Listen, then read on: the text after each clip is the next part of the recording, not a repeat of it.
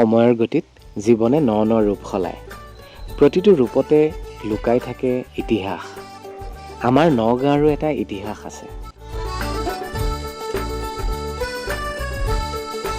প্ৰতিজন নগঞাৰ বুকুত আজিও নগাঁও এক আৱেগ হৈ উজ্বলি আছে।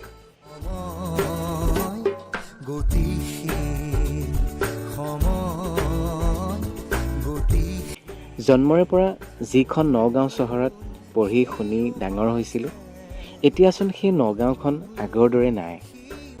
যেন নতুন এযোৰ কাপোৰ পিন্ধিলে মোৰ নগাঁওখনে, আমাৰ নগাঁওখনে।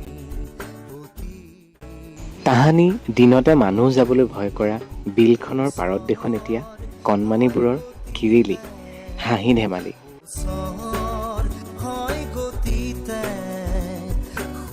তেতিয়াৰ দিনত জাবৰত পোত যোৱা চেনেহৰ কলংখনেও এতিয়া দুয়োপাৰ জিলিকাই হাঁহিবলৈ শিকিছে।